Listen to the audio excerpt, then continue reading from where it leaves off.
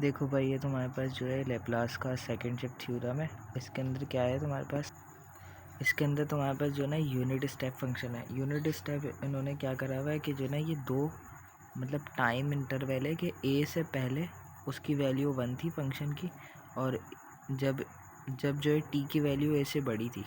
मतलब अगर मैं लंबर लाइन की बात करूँ उसमें एक नंबर आता है ए, सही है। अब ए जो है हमारे पास जब ये जो ना टी वाली एक्सिस है, सही है, जैसे एक्स एक्सिस होती है ना।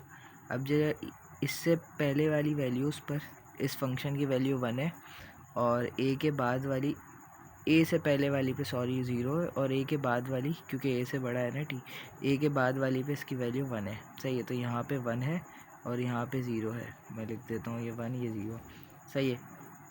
और ये तुम्हें एक फंक्शन दिया हुआ है, ये इसकी रिप्रेजेंटेशन है यू टी माइनस ए। अच्छा, ये बताइए भी है। अब यहाँ पे लेप्लास फंक्शन ऑफ जो फंक्शन तुम्हारे पे एक टी का है उसका लेप्लास क्या होगा, तुम कैपिटल एस करके लिख देते हो, ये तुम्हें पता है। अब इसमें क्या सीन है कि ये जो फंक्शन है टी माइनस ए का, सही है, ये लेप्लास के साथ ये मल्टीप्लिकेशन में यूनिट फंक्शन, सही है। तो इसको तुम किस तरीके से लिख सकते हो, ई की पावर माइनस का ए फैक्टर, ये यूनिट फंक्शन का जो ए है ना, जो फंक्शन तुम्हें दिया हुआ है लेप्लास करने के लिए, सही है, सेकंड शिफ्ट में, सही है, उसका टी माइनस ए और यूनिट स्टेप फंक्शन का टी माइनस ए। ये जो ए है ना हमारे पास ये आ जाएगा माइनस में पावर में, और इसका लेप्लास तुम्हें पता है किसी फंक्शन का जो होगा वो उसके साथ प्रोडक्ट में लिख दोगे, बस यही है सेकंड शिफ्ट थ्योरम। अच्छा, अब तुम्हारे पास ये फंक्शन दिया हुआ है, ये तुम्हें पता है साइन टी माइनस ओमेगा 3, और ये है। अच्छा, अब इसको तुम कैसे लिख सकते हो, अगर मैं इसको यूनिट स्टेप में कर दूँ, यूनिट मतलब 1, सही है, तो 1 में कर दूँ तो मैं यहाँ से कॉमन ले सकता हूँ, 0 में से कुछ भी कॉमन ले लो, उसका कोई फ़र्क नहीं पड़ेगा, तो सही है। तो मैंने साइन को बाहर ले आया, सही है, तो अंदर 1 बच गया, अंदर 1 बच गया, और नीचे तो 0 ही रहेगा, और ये रिप्रेजेंटेशन ऐसी लिखी हुई है।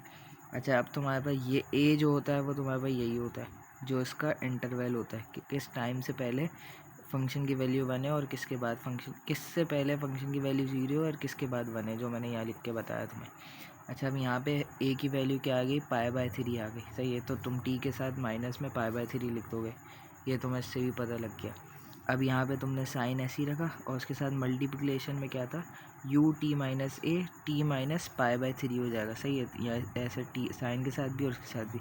और तुम्हें क्या लिखना है इसमें, ई माइनस ए की वैल्यू इस सवाल में क्या थी, पाई/3, तो ई की पावर माइनस पाई/3 इंटू एस, और फंक्शन क्या था, तुम्हारे पास साइन था, तो तुम साइन का लेप्लास करके लिख दोगे, जो तुम्हारे पास होगा 1/s² प्लस, अगर इसकी वैल्यू कुछ भी नहीं है, यहाँ पे कुछ नहीं है ना टी के साथ, तो यहाँ पे 1 आ गया। अगर कुछ होता है जैसे साइन का ए टी होता है ना, तो यहाँ पे a² में sin² प्लस a² लिख दो, तो यहाँ पे सिंपली तुमने माइनस पाई/3 एस लिखा, या ऐसे लिख दिया पाई/3 एस ई की पावर, और उसके साथ मल्टीप्लिकेशन में साइन का लेप्लास तुमने करके लिख दिया।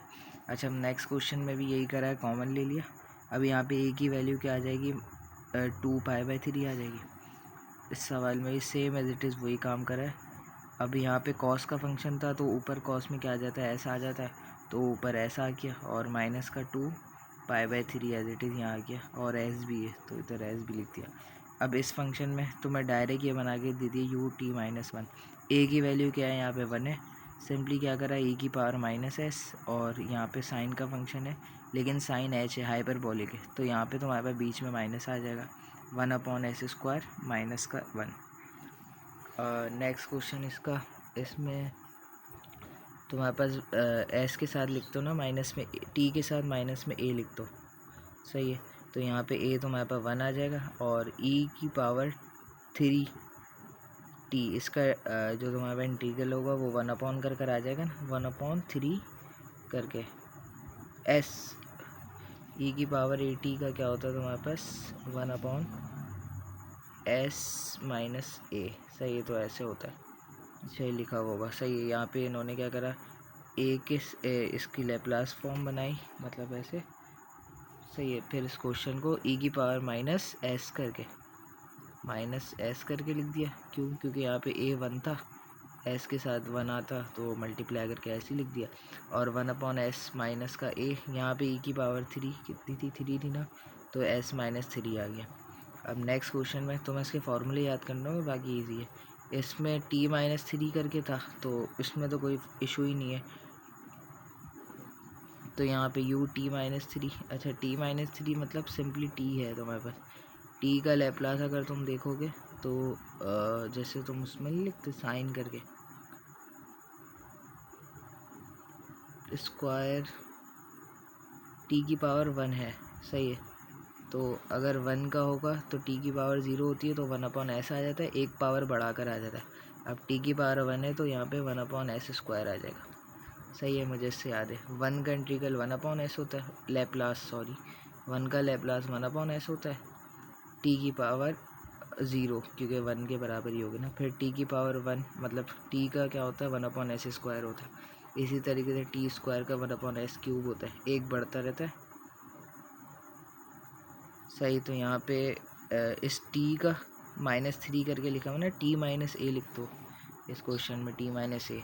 तो यहाँ पे a तो हमारे पास 3 आ जाएगा, तो यहाँ e⁻³ हो जाएगा, तो e⁻³ लिख दिया। अब t का क्या लिखना है, t का लिखना है 1/s², तो 1/s² के साथ प्रोडक्ट में लिख दिया यहाँ पे fs करके अगले इस फंक्शन का। तो इस फंक्शन का fs करके मैंने 1/s² लिख दिया। सो बस इतना आसान क्वेश्चन है सेकंड शिफ्ट के।